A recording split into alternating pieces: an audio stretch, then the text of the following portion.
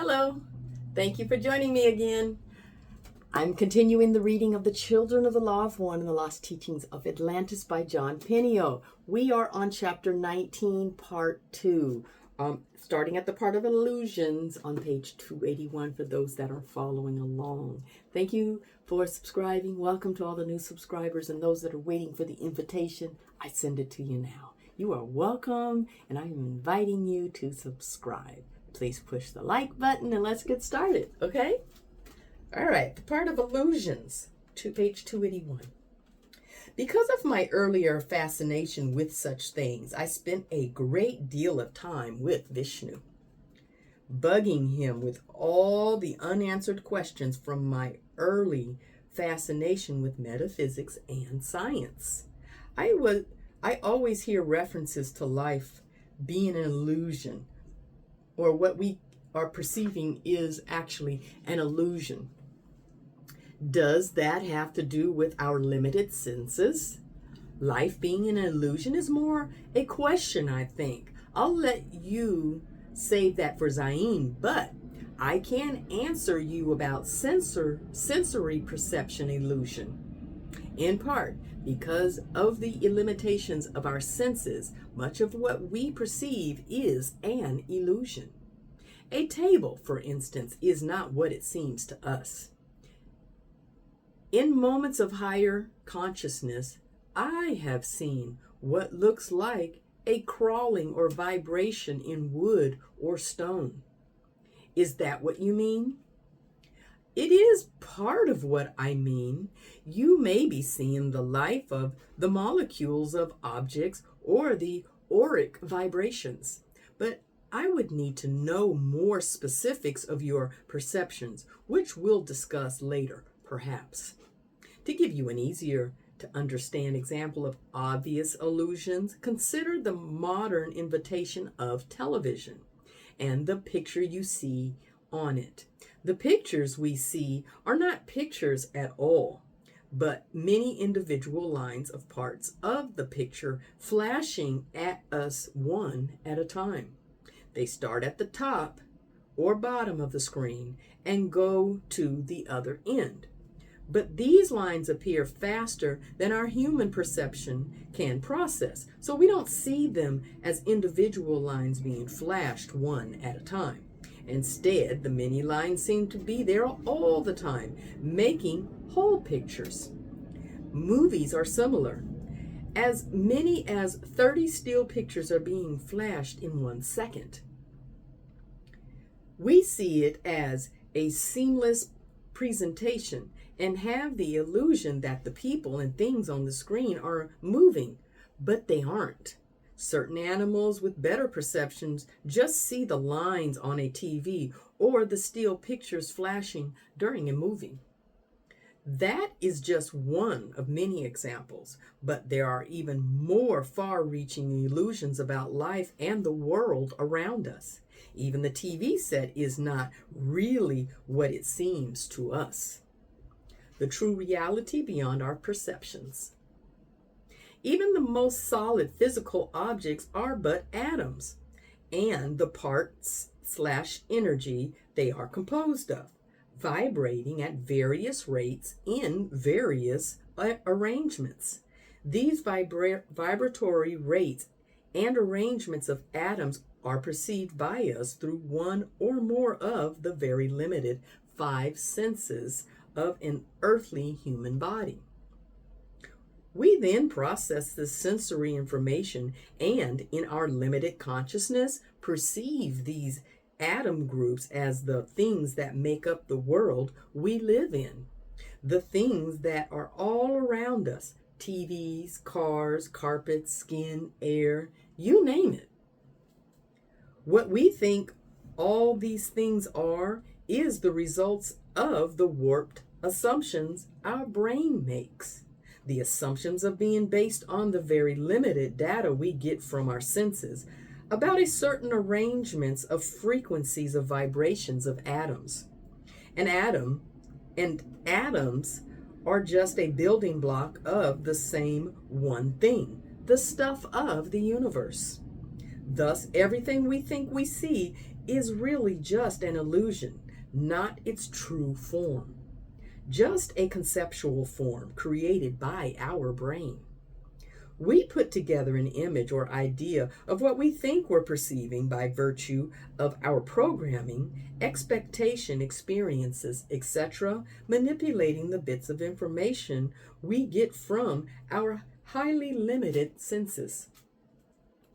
When you see the movement or vibration in a solid object, like you were just talking about, whatever it is you are seeing is because your consciousness is expanding beyond its limitations, and you are glimpsing a bit more of reality. So our consciousness and our limited senses really create a perceptual handicap. It's even worse than that, Peniel.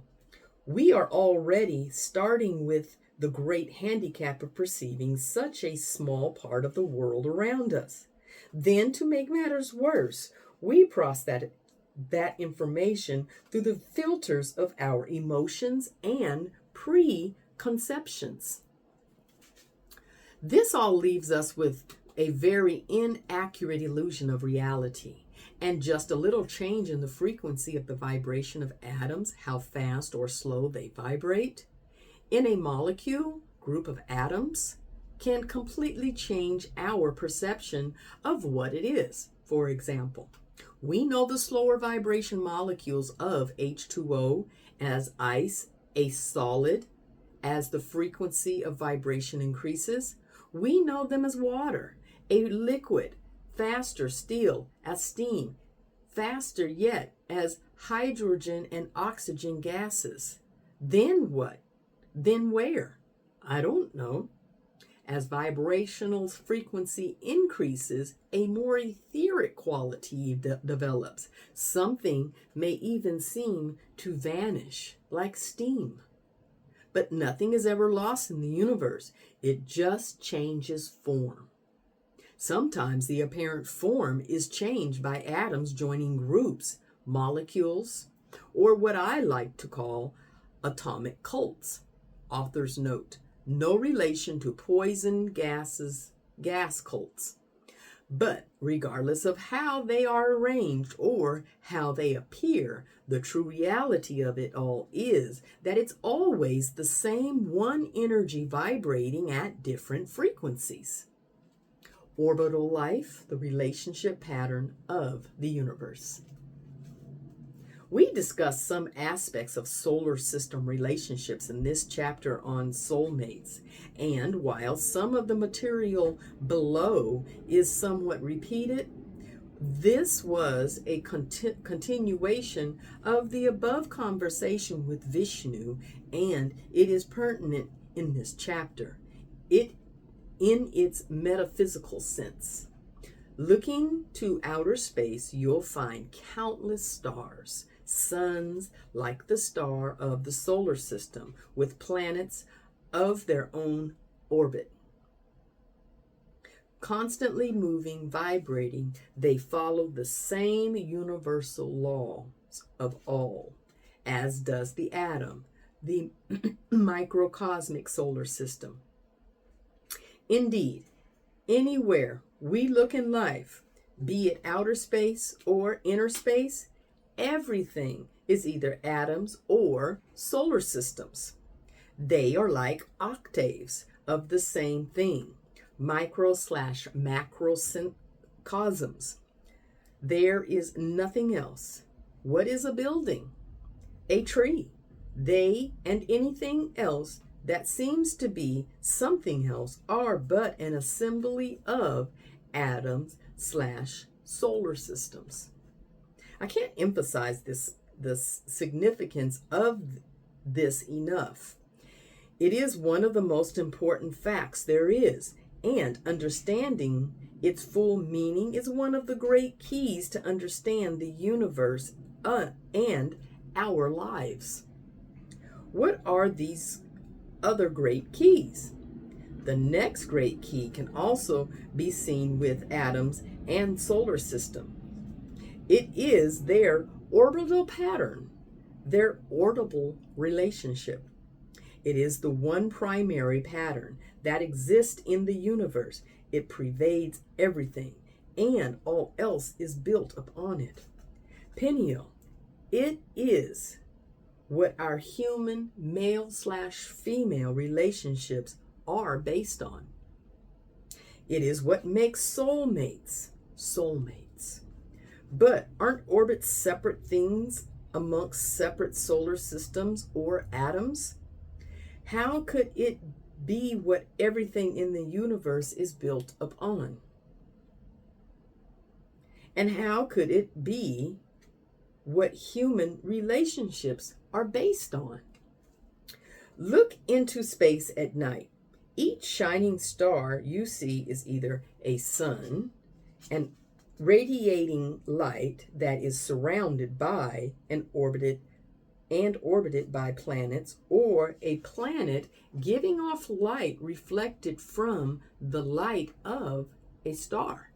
Study what scientists have discovered about the solid objects that surround us: water, trees, stones, earth, plants, human bodies. They are all made of atoms. And what are atoms? Microscopic stars being orbited by planets, but very tiny and very, very rapidly. They are an octave of the stars and our own solar system. Read the ancient texts. We have had this knowledge long before the ignorant masses discovered that the earth wasn't flat. Before they discovered that the earth wasn't the center of the universe, before they discovered that the earth revolved around the sun rather than what they previously thought, that the sun revolved around the earth, before they discovered atoms. Soon they will discover more and more. Consider, what if everything is orbiting something else? What if, when you get smaller than atoms and bigger than solar systems, the same or similar circular order patterns is found? It does, in some way or another, even though they haven't discovered it yet. Authors note, much of this has already been discovered by modern science. What if it goes on infinitely, like a never-ending spiral? It must. It is the pattern of creation of the universal spirit. If you contemplate it for a while, the pattern of an atom or solar system is, in a sense, the only reality. It is the primary form of life in the universe. This pattern is the basis of the building blocks of our illusion. And what is it comprised of? This amazing, all-pervasive pattern consists of individual parts functioning as one. This oneness is achieved by virtue of the nature of the polarities of the individual parts, plus/minus, male/female. Electrons of an atom are like the planets of a solar system. They are oppositely charged, the opposite sex, to the nucleus of an atom, and they are attracted to each other, just as the planets and sun of a solar system, are. The polarized parts flow together in a particular way that is dedicated by universal law. The pattern is orbital because of the nature of polarized relationship in space. There is always a center, a central sphere that gives the flows out energy and attracts. And that central object is surrounded by objects that are attracted to and attach themselves to the center object. In the case of the solar system, the sun is in the center that all the planets revolve around. In the case of an atom, the nucleus is the center that all the electrons revolve around. In the case of an atom, okay, they are all the same thing. The outer objects, electrons or planets, momentum. Their speed as they travel through space becomes a circular becomes a circular movement once they are attracted to and attached to their central object, the sun, a star, or a nucleus. That movement is cyclic. In other words, it keeps orbiting around and around at a certain speed, repeating its cycle in a given period of time. Thus, a vibrational occurrence is created of cycles per something. Second, day, year, whatever. In the case of the Earth orbiting the sun, it is one cycle per year. In the case of other planets, it is faster or slower. In the case of atoms, it is very, very fast and different from each atom. Taking this a step further, what if everything is orbiting something which is also orbiting something else? Then all of them function as one, and a complex vibratorial pattern exists. They each link up with all other objects, becoming a part of their flow and one with them. In the entirety of the universe, all things are interconnected as one in this way. And the basis of all this is the universal pattern we see exemplified so perfectly in the atom or star system. It follows and reflects universal law perfectly. This pattern flows in perfect harmony with universal order. I am beginning to understand, but I still don't understand the relationship it has to human relationships. What if this form, this pattern represents the relationships of beings? What if each atom is a conscious being composed of soulmate beings? What if each solar system is a conscious being composed of soulmate beings? Each planet and sun is a being in and of itself that make one being together. What if every being plays two roles, like both parent and child at the same time, surrendering to something and directing something? What if every star is both in and outflowing positive polarity, directing positions to its planets, but also is like a planet to something else or its orbit? What if the planets are taking a receptive negative polarity, surrendering posture to a sun, but are functioning like a sun to something else that it orbits or is affected by it? According to the teachings of the children and my personal realization, all of the above is true. Many, many things can be learned and understood by contemplating the above concept. Contemplation of this pattern has guided the understanding of masters in all matters of universal and earthly life, and thus can also provide the contemplative seeker with profound answers.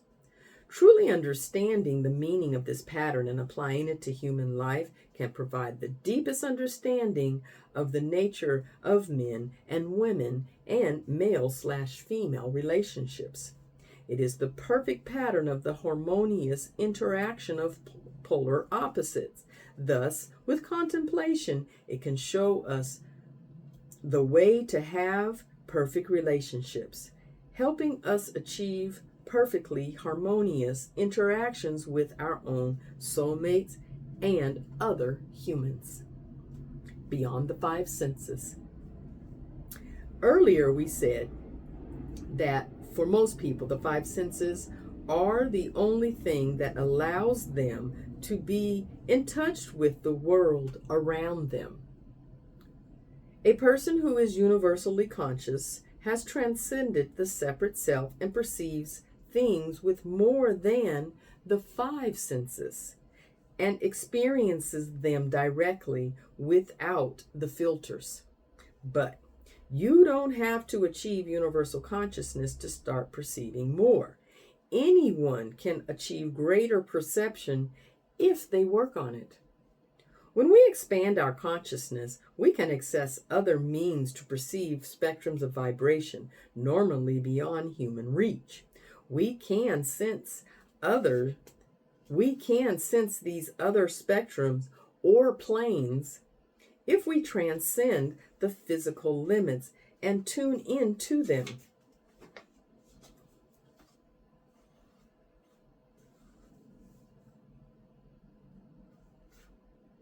Sorry.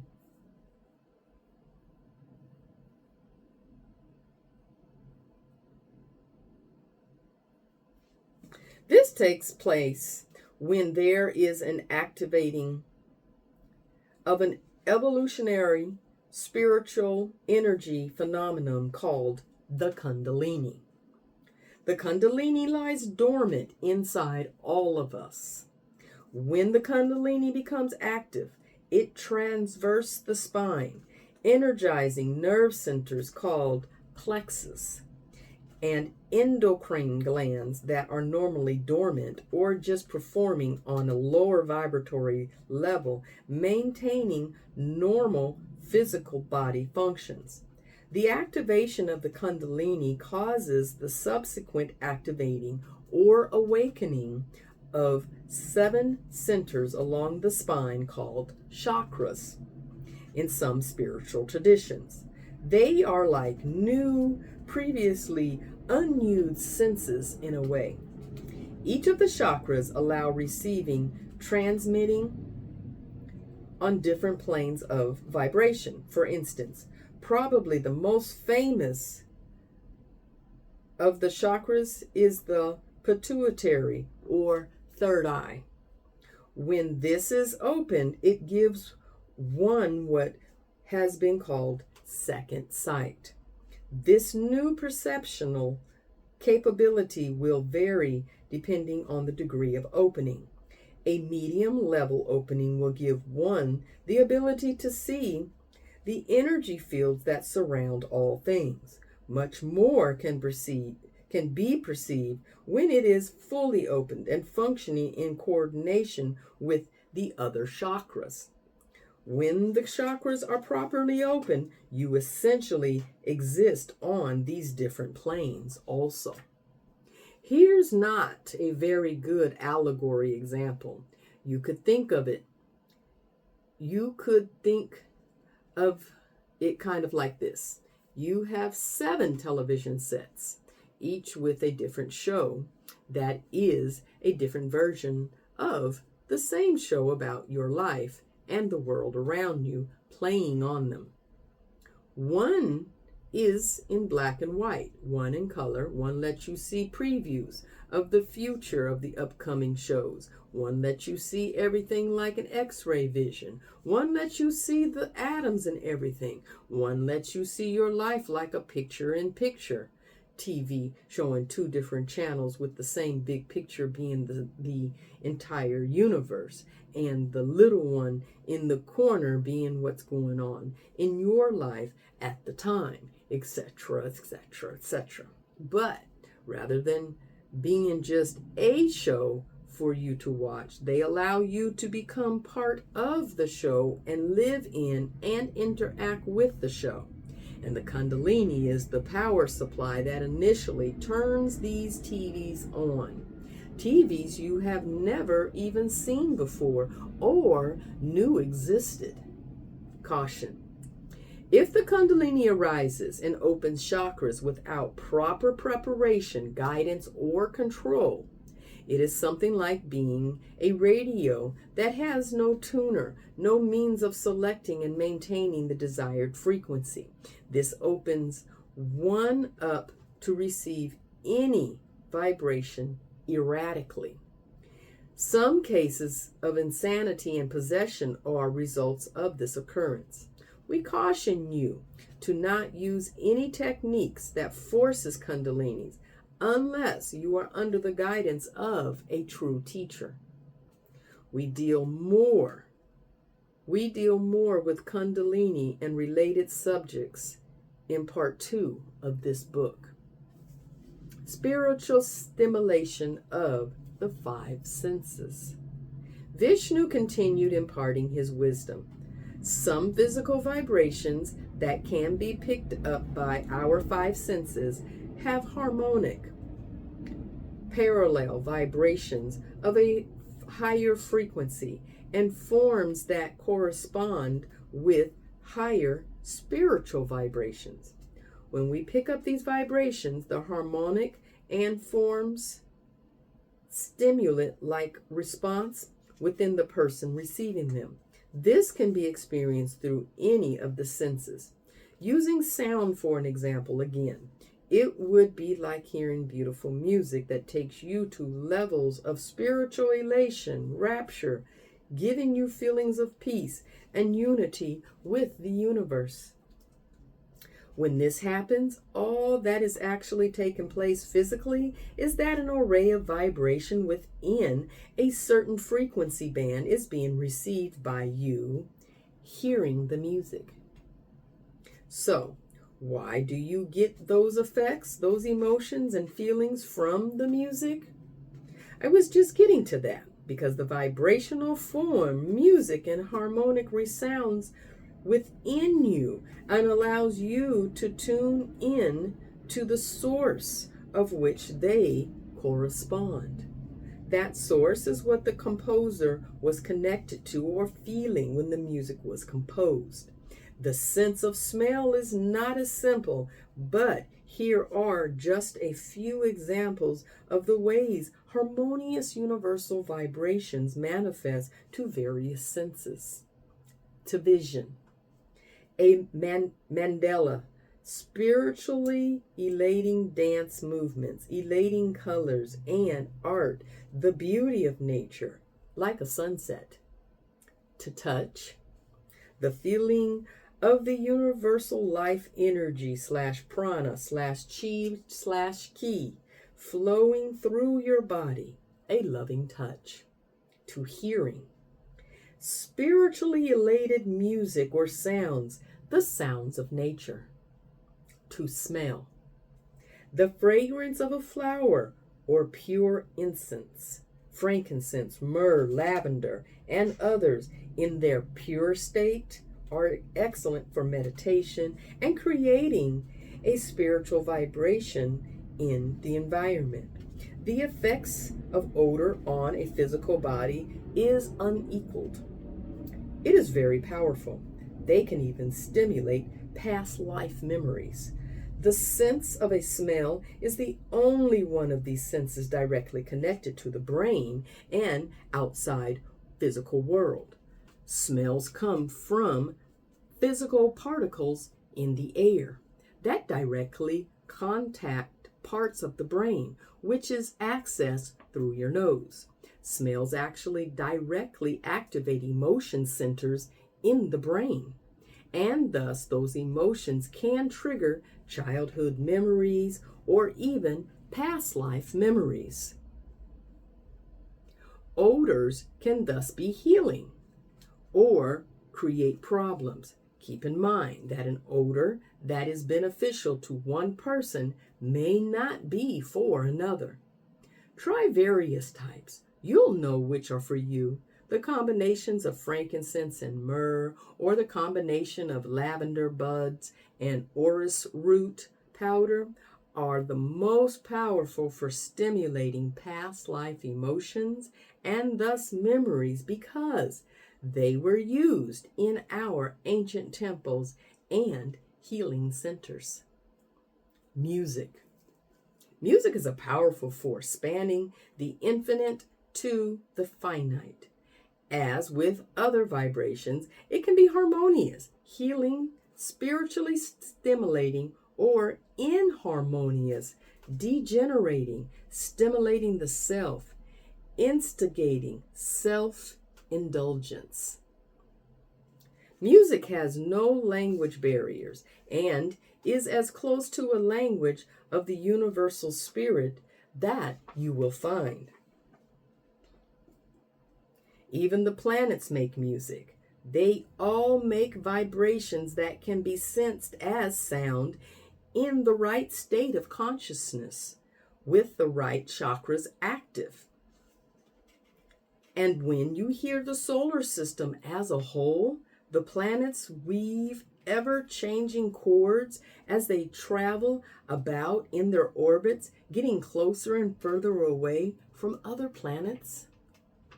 You may have heard of tests done in which classical music was played to one test group of plants, or rock music was played to another.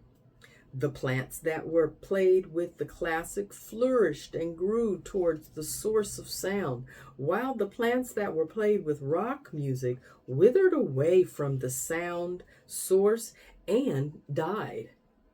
That doesn't mean that all rock music is detrimental or that all classical music is beneficial. While looking into the specifics of this experiment, I found several things that would greatly affect the outcome. One, it wasn't a double-blind study, and the prejudices of the scientists towards classical and rock could have greatly influenced the plant. Remember, the smart rat experiments? Also, I found that the classics played were of the more refined and modelic classical composers, while the rock music played was some of the most discordant from negative, degenerative, self-oriented composers.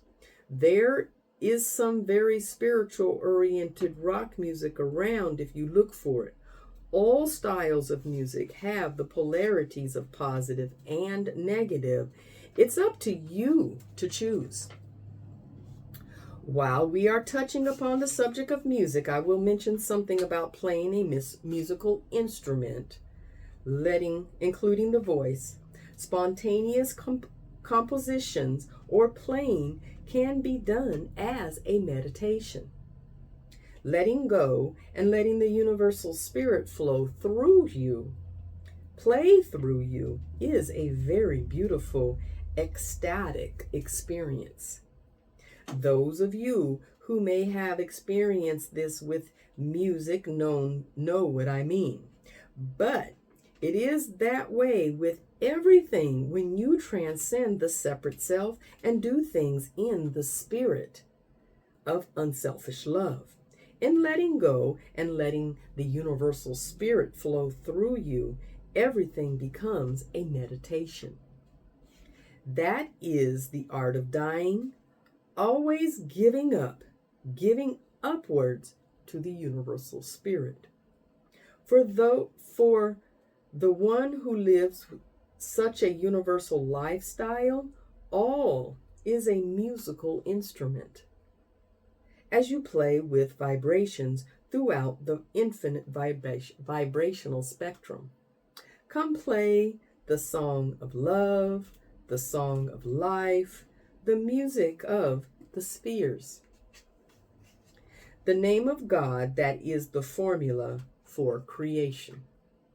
As I studied various ancient texts in the library, I found it amazing that there were so many different names for God, but different names for the one God, even within the same religion sometimes. For instance, Elohim, Jehovah, the God of Abraham, etc.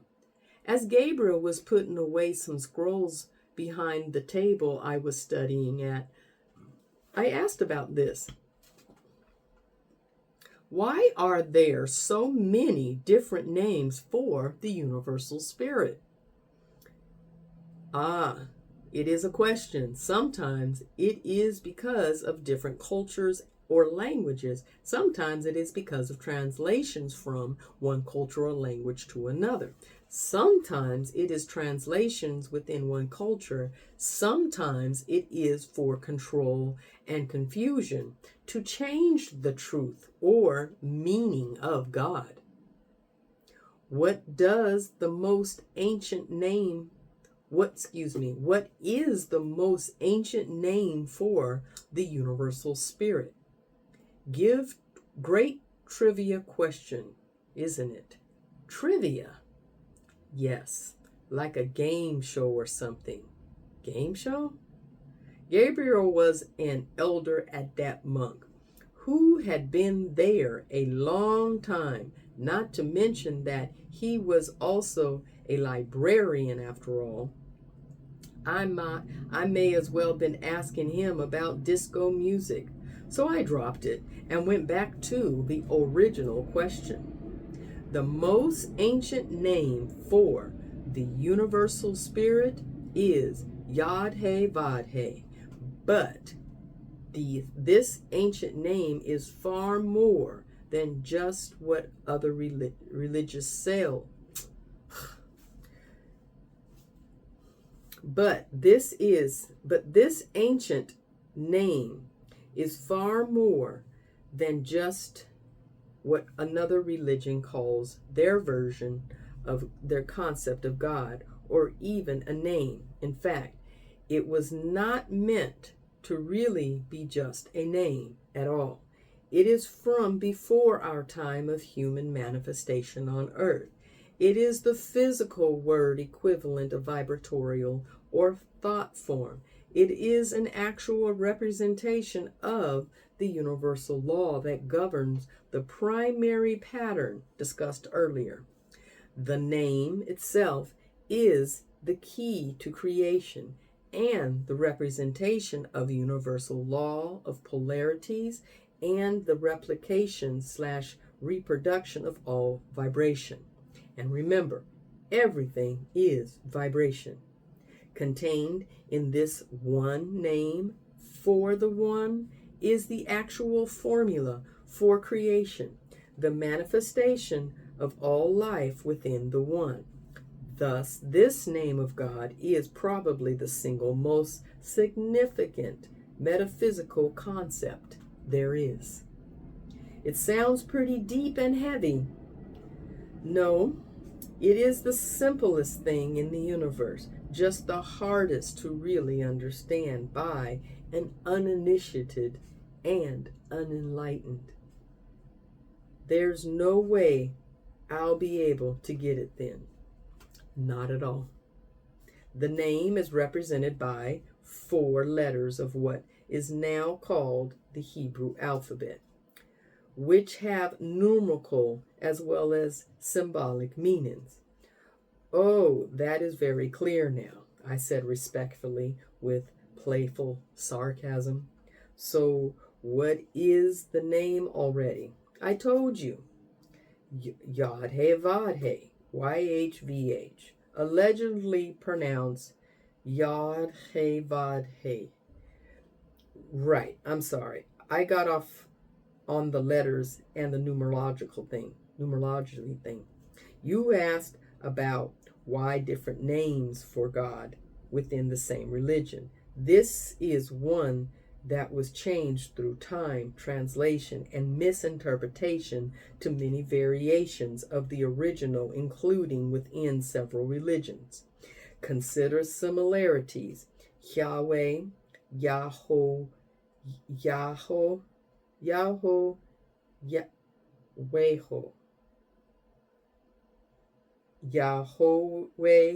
and Jehovah, to name a few. Jehovah and Yahweh stuck pretty well.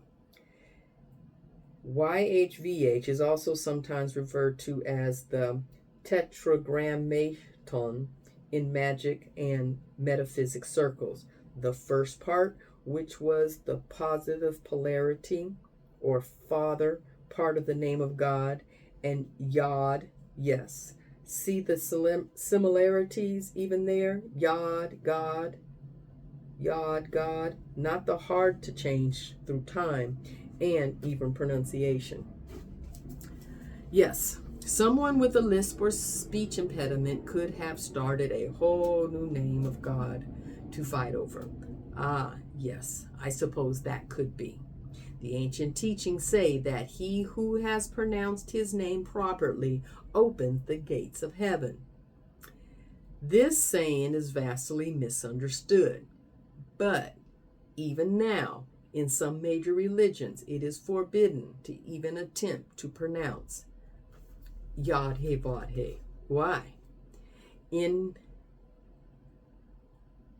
the earlier days of religion, certain priests or high priests in power positions who wanted more power didn't want the common people to know this great key. They wanted people to need to go to the priest and turn to the religion for their understanding of God and spiritual matters. Hey, how else are you going to make a buck and control everyone? Exactly. This gave them great power and control. So they hid the name, changed the name, or made it forbidden to say by anyone other than the high holy people. I later asked Zayn more about it, and he not only explained the detail of the name, but taught me how to chant it as a meditation. It created major changes in my consciousness. The symbolism and structure of Yod-He-Vod-He is simple, yet deeply profound. And when its few simple elements combined, they give birth to the entire complexity of life. In part, Yod-He-Vod-He represents that perfect, simple pattern we spoke of earlier, the atom or solar system. It also speaks of human procreation and stellar/planetary procreation. The first part, Yod, represents the positive. Sunlight, the father principles. The first He represents negative, not in the sense of bad or evil, but in the sense of negative polarity, pure darkness like that of the void of space, the receptive, the mother's principles. Va is the meeting of Yod and He, the place of interplay, intercourse, or combining of the first two principles. It is its own principle and the place of conception of and the birth of the second He, again pronounced He. The second He is the offspring of Yod and He, the result of their interaction, their subsequent creation. The second He has the same attributes as its father. The Yod in it is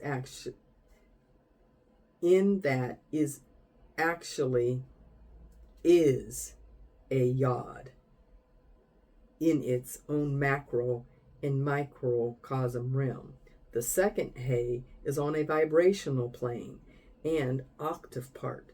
The second He begins the cycle, Yod-He-Vod-He again, but as the Yod in the microcosm or macrocosm, and its polarity is reversed from its father Yod.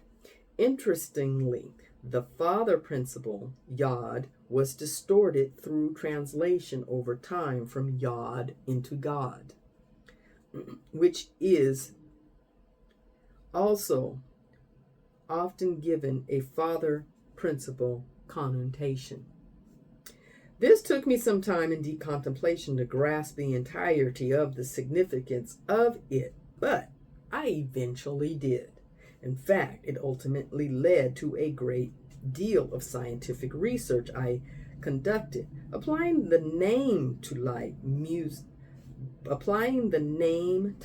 sound, and music. I have included some other profound aspects and attempt at giving you examples that may help certain of you understand it better. Understanding vibration and music can make it easier. The cycle of Yod He Vav He creation continues as an infinite spiral. It can best be understood intuitively, but maybe these illustrations will help a bit.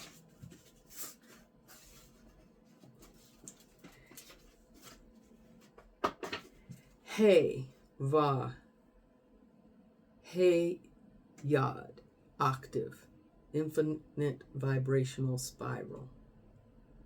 He Va He Yod, octave. He Va He Yod, octave. Yod He Vav He makes a spiral similar to DNA, double helix, don't you think? Each Yod in the same place on a circle of the spiral, just above or just below on its own circle. These octaves of vibration and can represent a micro or macrocosm world of existence.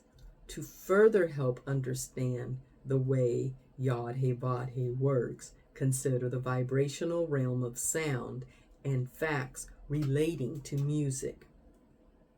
A common frequency of the musical note of A that is universally used to tune instruments is 440 cycles per second, also called 440 megahertz. 440 hertz. But there are an infinite number of octaves of A above and below the 440 hertz. For instance, the next octave of A above that is actually double, actually times 2. Example, 880 cycles per second, whereas the octave of A below that is 220 cycles per second, exactly half, exactly divided by 2. Note that the higher note of A is exactly double, and the next higher note, the higher one from that, is exactly double, etc. And that vibratorial doubling will go on infinitely, even after it goes beyond the realm of sound. Likewise, the next lower note of A is exactly half the frequency, etc., etc.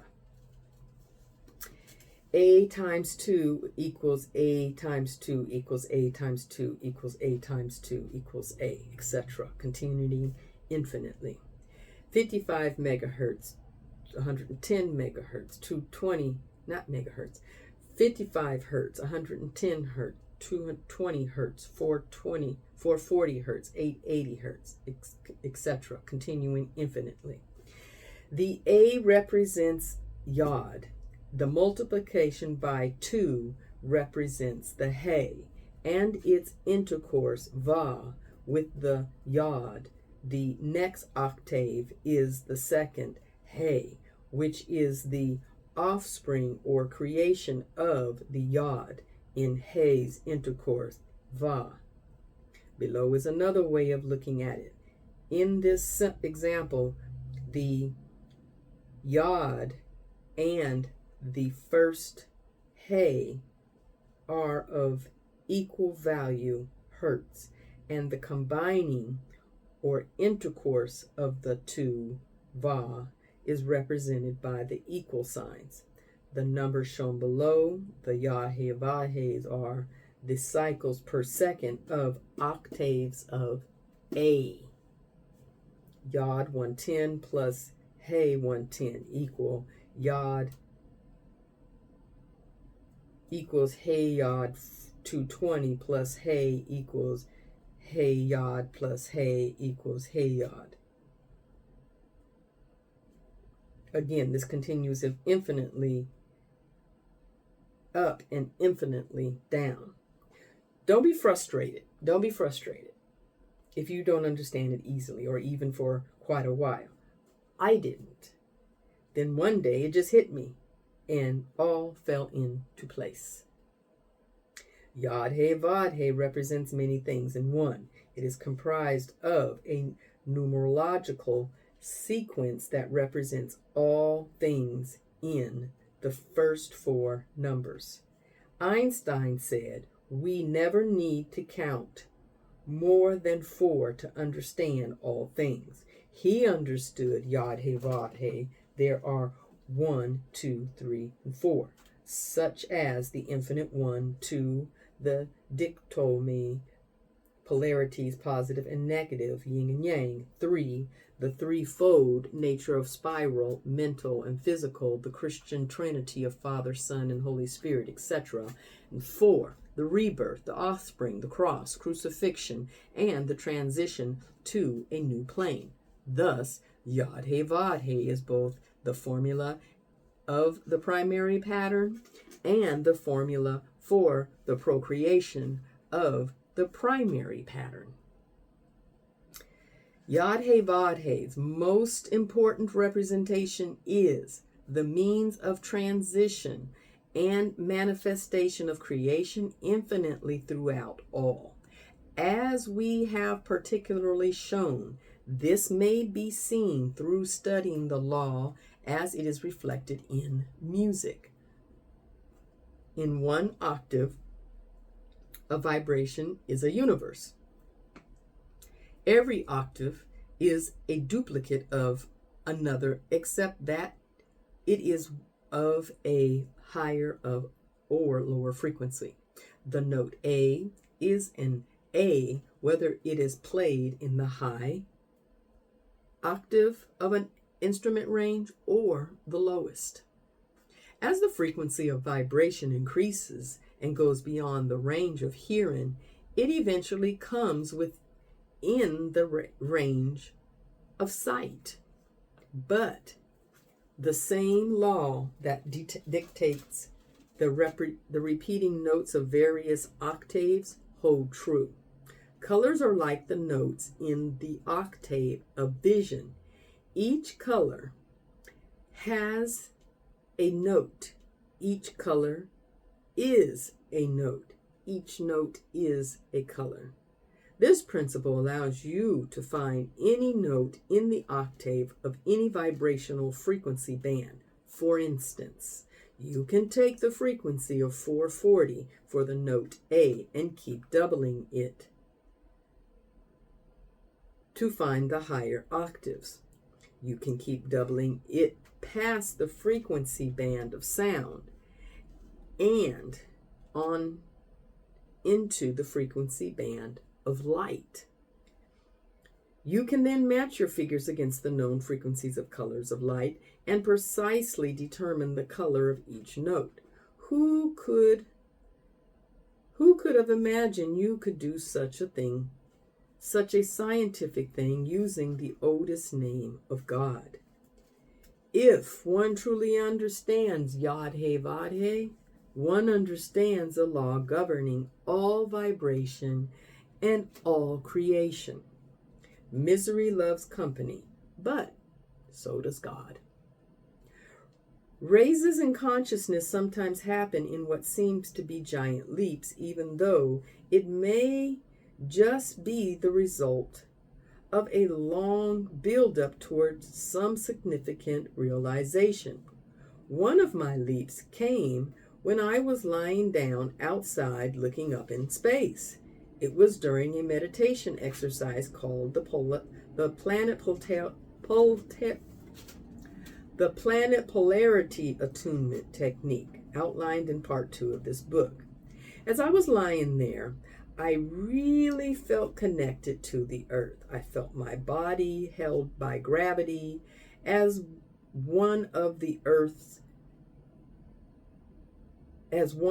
the earth, and began feeling the entire earth spinning as it actually does.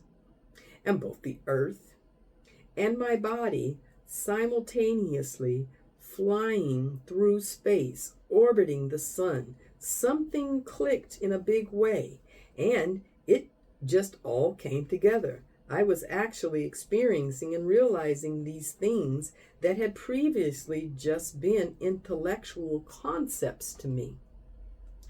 It was a combination of finally realizing that primary orbital pattern with the universe concept and Yod-He Vod-He, which is essentially the same thing. The sun was Yod and a He to something else. I was a Yod and a He to something else. It was incredible. And the difference between intellectually understanding all we've covered in this chapter and realizing it was like day and night. It was like night and day. It was one of my major changes, my major little enlightenments towards total enlightenment. We'll discuss my next biggie, little enlightenment, in the next chapter. That was the finishing of chapter 19, part 2. Truly scientific, complex, but we were warned about that at the beginning of the chapter, weren't we?